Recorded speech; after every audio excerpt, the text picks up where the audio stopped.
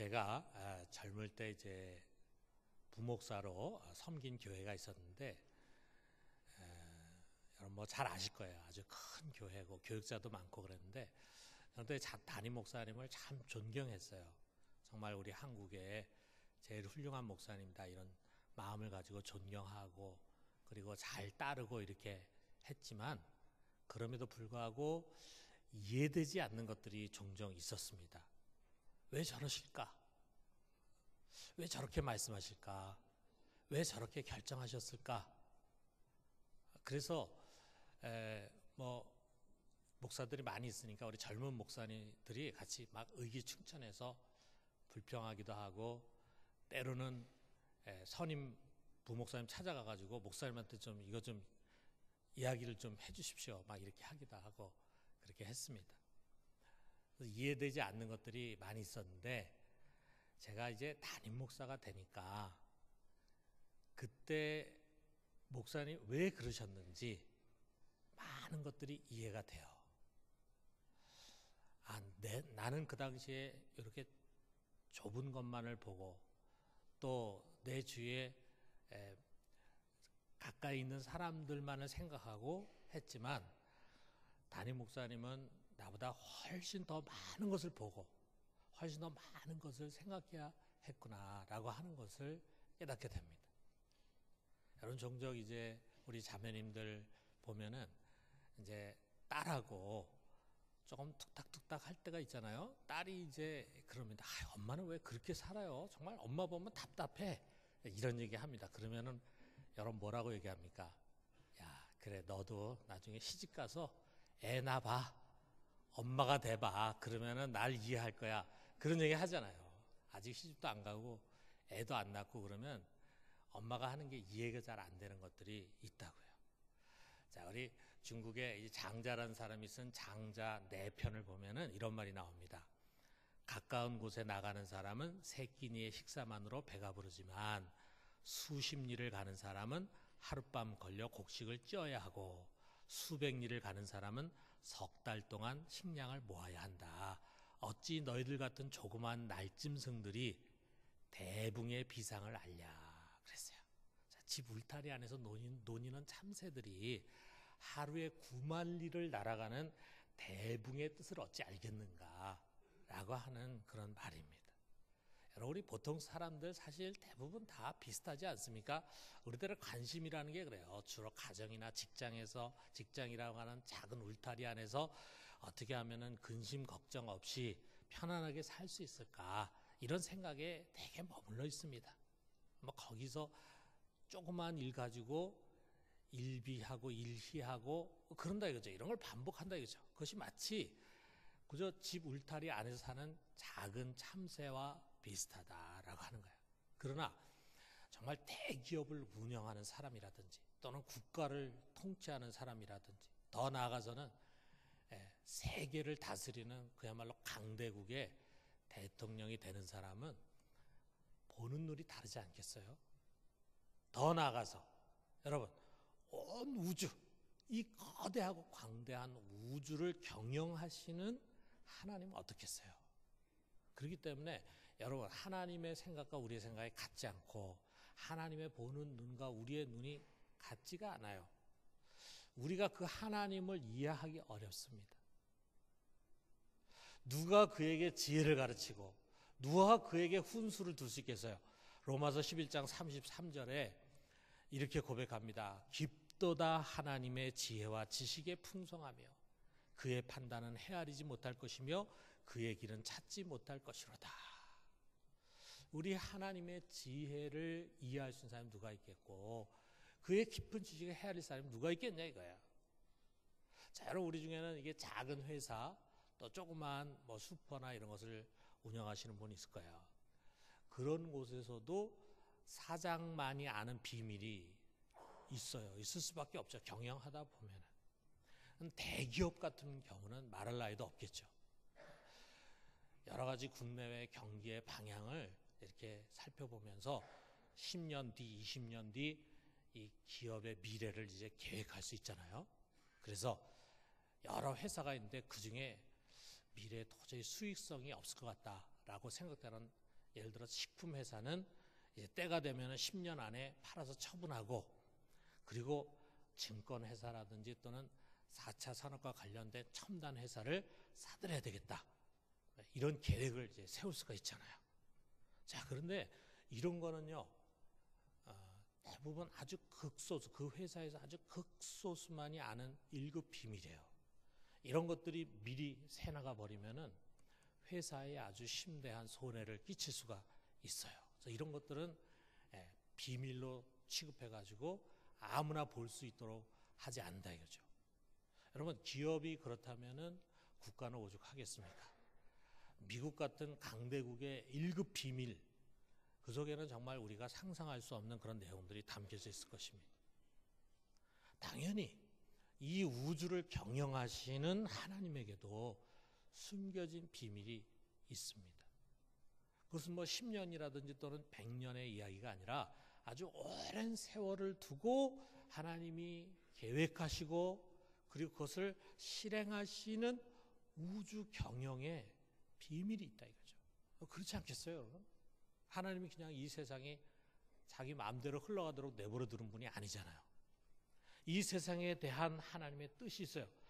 그 창조 세계를 어떻게 하겠다, 어찌 하겠다고 하는 그 뜻, 우리가 그것을 섭리 또는 경륜이라고 얘기합니다. 그 경륜을 뜻하는 프로비던스라고 하는 말은요, 프로라고 하는 말, 앞이라는 뜻과 그다음에 비디오, 본다라는 뜻이 합쳐진 라틴어 프로비덴시아에서 온 말이에요.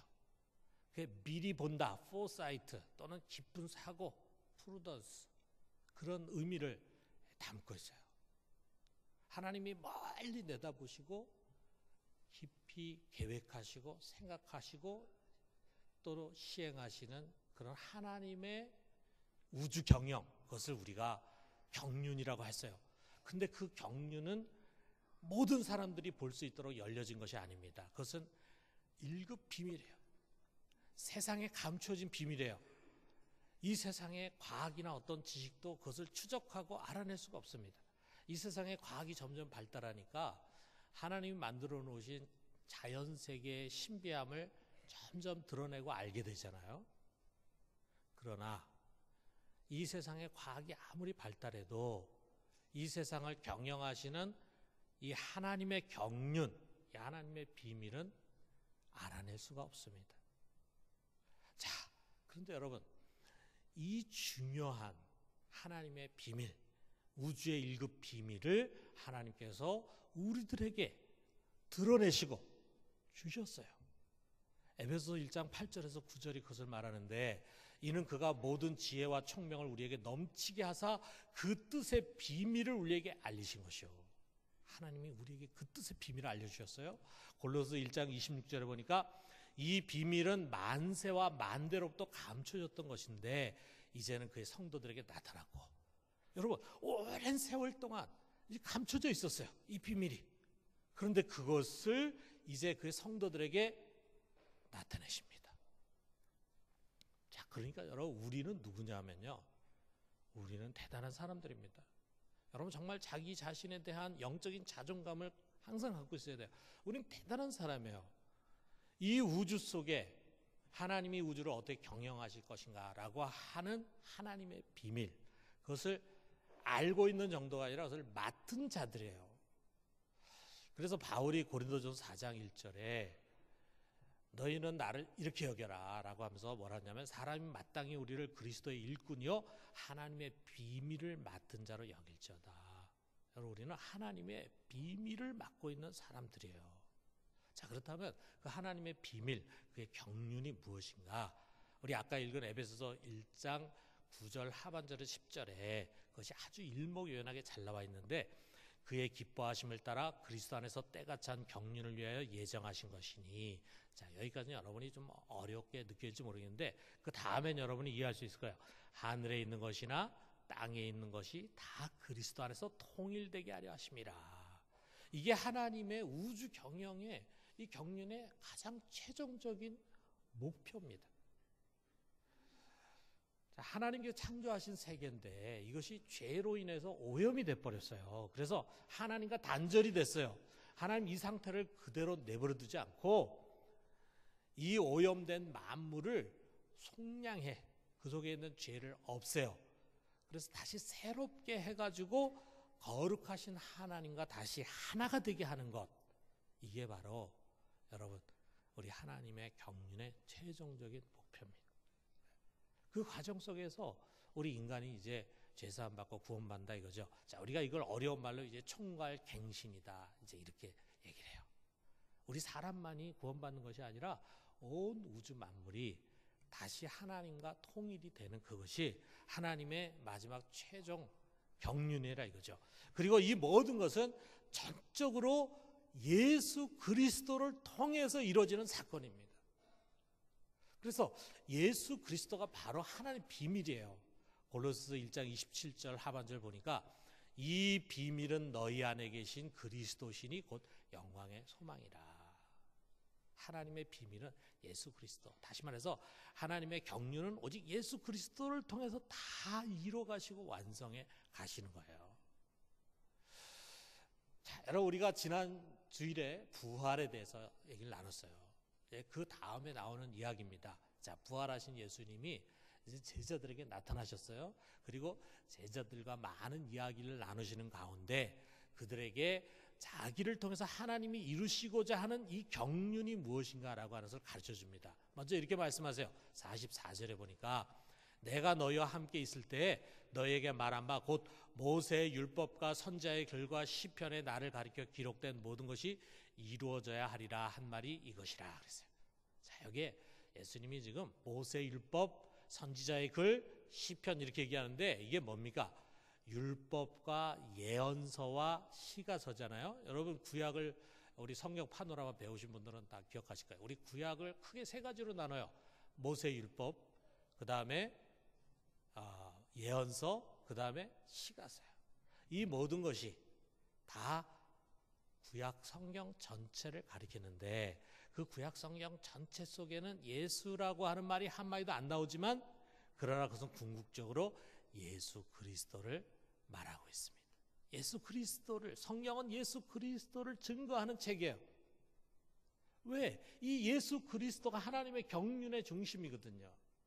성경이 기록된 것은 바로 하나님의 그 경륜을 우리에게 소개해 주는 거거든요. 그렇기 때문에 성경은 구약이나 신약이나 다 예수 그리스도를 우리에게 증거하는 것입니다. 그렇다면 그 성경 속에 기록된 바 하나님의 경륜이 무엇인가?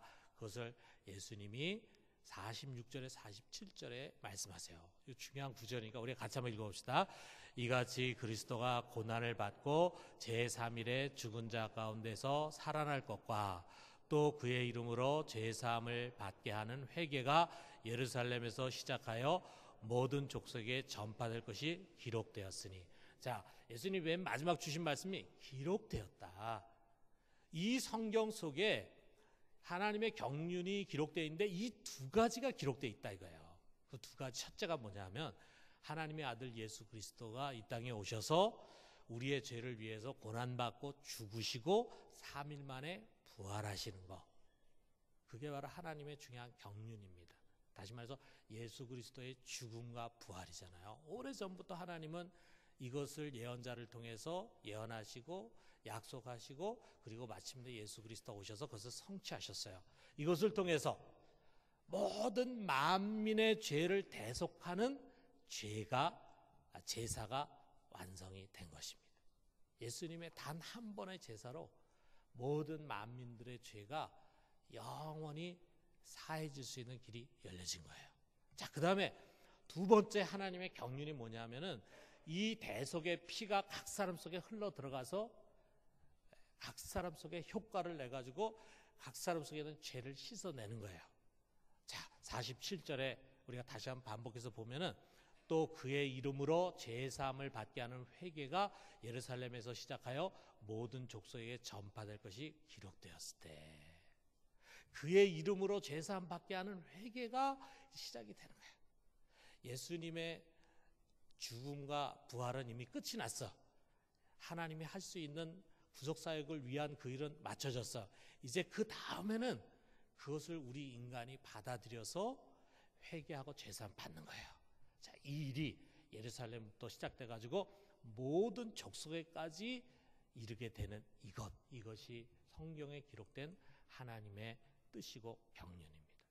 자, 그런데 이게 저절로 되겠습니까? 아니면 이 일을 하나님이 천사들에게 맡기셨나요? 아닙니다. 여기 48절에 예수님이 이 말씀하시면서 제자들을 향해서 말씀하십니다. 너희는 이 모든 일의 증인이라. 이것은 너희가 해야 할 일이다. 이것은 제자들의 일이고 믿는 우리들이 해야 한다 이거죠.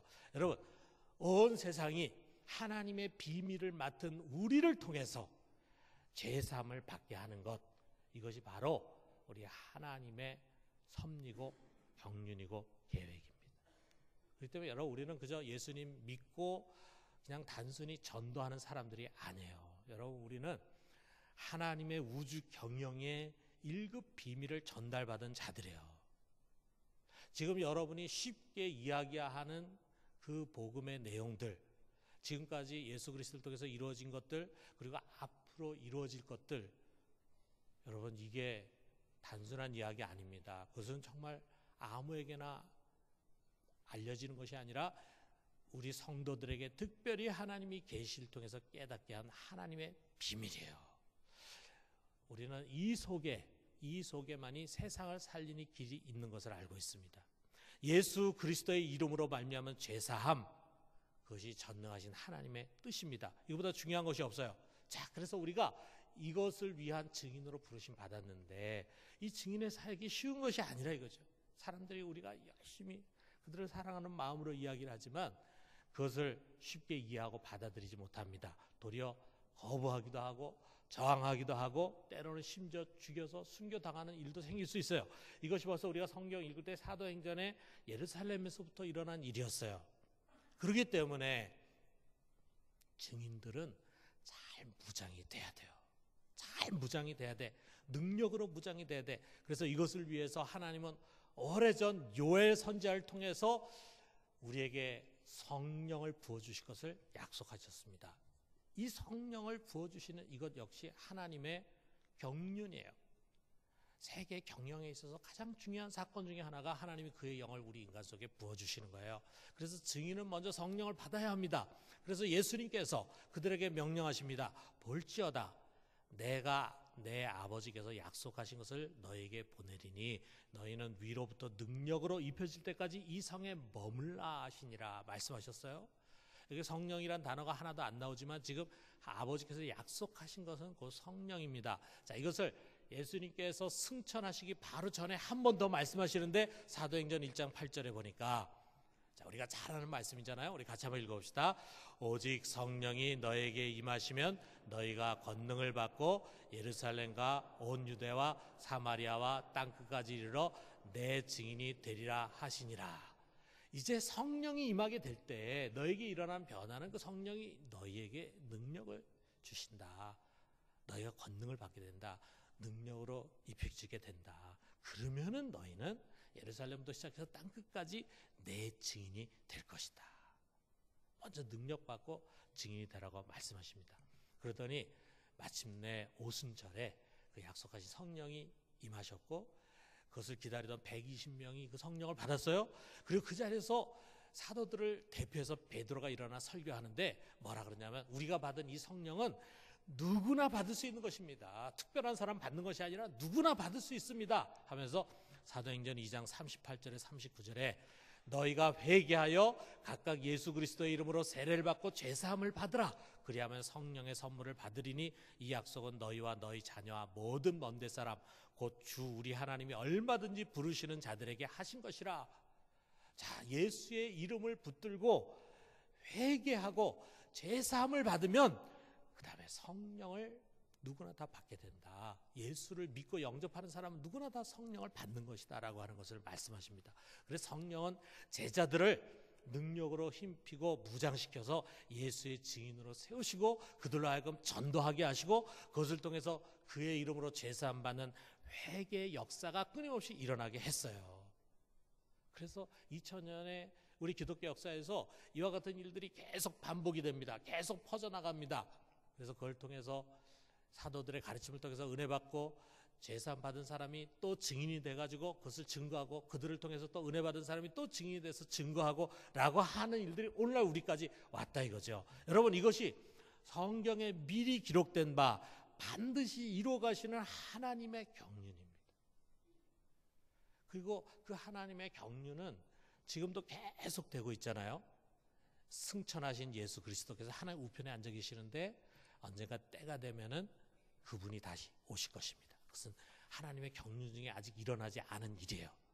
그 일이 반드시 될 것을 성경은 또 기록하고 있어요. 그 재림의 날에 우리 그리스도인들도 신령한 몸으로 부활할 것입니다. 세상의 모든 어둠과 악이 다 사라질 것입니다. 그리고 새하늘과 새 땅이 펼쳐지면서 모든 것이 하나님과 하나 되고 통일돼서 그의 통치 아래에 있는 완성된 하나님 나라가 이루어지게 될 것입니다. 이게 우리 하나님의 우주 경영의 경륜이고 그리고 목표예요. 그 종말의 끝이 올 때까지, 그 시간까지 그의 이름으로 제사함 받게 하는 회개의 역사는 전 세계 속에서 계속 일어나는 것입니다. 계속. 여러분, 오늘 있을 우리 새생명 축제 역시 그런 하나님의 뜻을 이뤄가는 집회예요. 오늘 이곳에 찾아오게 될 우리 게스트들 한 사람 한 사람 서로 다른 살고 있는 처지도 다르고 또 사는 환경도 다르고 지금까지 살아온 삶의 역사도 다르겠지만 그들의 공통점 뭐냐면 꼭 회개하고 죄사함을 받아야 할 사람들이에요. 그들 속에 죄가 있어요. 그 죄 때문에 그들은 멸망당할 것입니다. 그렇기 때문에 그 죄사함을 꼭 받아야 돼요.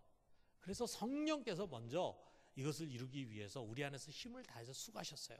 또 그 사람을 만나라. 그 사람에게 여기 오라고 권해라. 그 사람 복음을 전해라. 선물을 갖다 줘라. 그 사람 잘해가지고 어떻게든지 복음을 듣게 해라. 이런 성령의 간곡한 말씀을 듣고 우리 사랑하는 성도들이 순종해서 게스트들 찾아가고 그들을 잘 초청하고 해가지고 오늘 이제 오게 됩니다. 그리고 오늘 성령께서 이곳에 모인 우리 모든 게스트들에게 하나님의 말씀을 전하실 것입니다. 그리고 그들의 마음을 움직이실 것입니다. 여러분, 성령께서 이처럼 최선을 다해서 힘을 다해 우리 속에서 수고하십니다. 그렇기 때문에 우리 역시 그 성령과 함께 힘을 다해서 수고하는 거예요. 그분이 이루실 놀라운 역사를 우리가 기대하면서 우리가 최선을 다하는 거예요. 자, 여러분, 올해 2월 달에 제가 오국에 간 거 여러분 기억하시잖아요. 제가 선교부가 했잖아요. 그곳에 목회자 수련회 2차 목회자 수련회를 갔는데 목회자 수련회를 마치고 집시들이 많이 사는 도시에 갔어요. 거기서 제가 6명에게 세를 베풀었어요. 자, 어느 성도 집에서 우리가 이들을 초청해가지고 거기서 세례를 베풀었는데 세례 베풀기 전에 건장한 청년 4명과 그 다음에 그 청년 중에 한 사람 부인 되는 사람 이렇게 5명이 미리 와가지고 거기서 이렇게 복음 전하는 목사님의 설교를 열심히 경청하는 모습이 옆에서만 보기만 해도 흐뭇하고 참 좋았습니다. 자, 그런데 한 분이 좀 늦게 왔어요. 온 사람의 이름 이제 앞글자를 따서 우리가 하씨라고 부릅시다. 하씨. 자, 이분이 하씨예요. 자, 그래서 제가 그날 한 사람 한 사람 이 6명 신앙 고백을 시키고 그 다음에 세례를 베풀었습니다. 그러는 가운데 이제 이분도 세례를 받았어요. 근데 저는 사실 이분에서 별 기대를 하지 않았어요. 다른 젊은 사람들이 너무 진지하게 복음을 듣고 그리고 되게 보면 이게 좀 젊은 사람들의 변화가 많이 있잖아요. 근데 이분 이렇게 보면 여러분 인상이 어떻습니까? 별로 변화될 것 같지 않은 그런 생각이 이렇게 딱 들잖아요. 저도 그게 이 사람 제일 나이가 많은 사람인데 뭔가 이 사람은 뭐 그냥 다른 여러 이렇게 집시 믿는 사람들하고 비슷하게 믿는 둥 마는 둥 이렇게 하지 않을까 하는 그런 생각이 들었어요. 자, 그런데 그 뒤에 그곳에서 일어난 일이 이제 최근에 저에게 전해졌습니다. 세례를 받은 6명 중에 바로 이 사람, 제가 별로 기대하지 않았던 이 하씨에게서 가장 큰 변화가 일어났어요. 그러는 세례를 받았고 저와 함께 이제 같이 우리 그곳에서 세례를 받고는 집에 갔는데 그날 밤에 가슴이 벅차오면서 잠이 오지 않는 거예요. 잠을 잘 수가 없어. 그래가지고 이 사람이 일어나가지고 성경을 읽었답니다. 성경. 뭔가 그 사람의 마음을 성령이 흔드시는 거죠. 그리고 그 다음 날부터 그는 복음을 전하기 시작했어요. 그래서 지난 수요일에 선교 보고를 한 우리 최 선교사님에 의하면은 벌써 이 사람을 통해서 15명이 예수를 믿게 되고, 그래서 그곳에 벌써 교회가 시작이 됐다는 거예요. 자, 그런데 이 사람의 형이 있는데 이 형이 보통 사람이 아니라 그 형은 이슬람 사원에서 일을 하는 사람이에요. 자, 이슬람 사원에서 일하는 사람 보통 사람 아니겠죠? 아주 독실한 이슬람 신자입니다. 자, 그런데 이 동생이 어딘가 가가지고 누구한테 말을 듣고 와가지고는 예수를 믿어. 기독교인이 됐어. 자기만 믿는 게 아니라 동네 사람 한테 계속해서 예수를 전하고, 그리고 자기들끼리 막 모여. 그러니까 가만히 있을 수 없는 거죠. 그래서 이 형이 매일같이 그를 찾아가가지고 너 그거 믿으면 안 된다. 잘못된 거다. 이슬람으로 다시 돌아와라. 이렇게 얘기하고 말 안 들으니까 그 다음에 이제 핍박을 하게 되고 협박을 하게 되고 막 그럽니다. 그런데 이 하씨가 거기에 굴복하지 않고 오히려 형에게 막 담대하게 복음을 전하는 거야. 그러니까 이제 이 형이 화가 나가지고 이 동생과 아울러서 이 집시 공동체를 경찰에 고발하겠다. 이렇게까지 협박을 막 했어요. 자, 그러고 난 다음에 얼마 안 있다가 이 형이 갑자기 심장병이 나가지고 병원에 입원을 하게 됐어요. 그래서 이 하씨가 말이죠, 형을 간호하면서 그를 위해서 간절히 기도했습니다. 그리고 이 소식이 이제 전해져가지고 우리 교회 이제 선교 위원들을 비롯해가지고 몇몇 사람들에게 이 소식이 전해서 우리도 같이 기도했습니다. 자, 그런데 아주 최근에 소식이 왔는데 그 병원에 입원했던 이 형이, 이 아주 이슬람이 굉장히 심한 이 형이 마침내 예수를 영접하게 됐다는 거예요. 그래서 그만 믿는 것이 아니라 이걸 계기로 해가지고 그 형 주위에 있는 사람들이 예수 영화 있잖아요. 예수 영화를 같이 보면서 서로 눈물을 흘렸다는 거예요. 자, 그래서 이 소식을 들은 이 오국의 지도자들이, 현 지도자들이 이들을 돕기 위해서 바쁘게 움직이고 있습니다. 거기서 뭔가 일어나는 거죠. 성령의 소용돌이입니다. 하씨를 통해서 많은 이들이 이 은혜의 그늘 안으로 들어오고 있는 것입니다. 저는 이 소식을 들으면서 오늘 있을 우리 이 집회를 생각을 했습니다. 그리고 이런 기도가 됐어요. 우리는 그냥 게스트들을 초청하고 강사를 세워서 예수님을 재미있고 은혜롭게 전하지만 여기 이 하씨처럼 성령께서 강하게 흔드는 자들이 많이 나오게 해 주시옵소서. 그렇게 기도했어요. 성령께서 역사하셔서 이 하씨와 같이 복음의 소용돌이를 일으킬 그런 사람이 많이 나오게 해 주십시오. 지금까지 우리가 이 집회를 굉장히 오랫동안 했는데요. 제가 오고 나서부터 이제 바로 했잖아요. 어떤 때는 1년에 2번씩 하기도 하고 그렇게 했는데 이 집회를 통해서 그런 사람들이 여럿이 나왔어요. 그리고 그들은 지금도 살아있는 전도자로 영향을 주면서 신앙생활을 하고 있습니다. 이번 우리 집회에서 그런 사람 많이 나왔으면 좋겠어요. 하씨와 같이. 사랑하는 성도 여러분, 저는 이 하씨를 기대하지 않았는데 그런데 하나님은 이 사람 통해서 놀라운 일을 그곳에서 이루시는 거예요. 여러분, 때로는 우리가 이런 일을 하면서 큰 기대를 안 가질 수 있습니다. 매년 하는 거 이렇게 생각할 수 있어요. 그러나 여러분, 하나님은 매년 하는 그런 일들 속에서 하나님의 크신 일을 이룰 수가 있습니다. 그러므로 우리가 그것을 기대하고 최선을 다합시다. 힘을 다해서 하나님이 특별히 우리에게 주신 이 복음의 비밀, 우리 하나님의 경륜을 우리 주위 사람들에게 증거하고 우리 많은 사람들을 생명의 길로 인도하는 우리 이 시대의 증인으로 살아갈 수 있게 되기를 주님의 이름으로 축원합니다.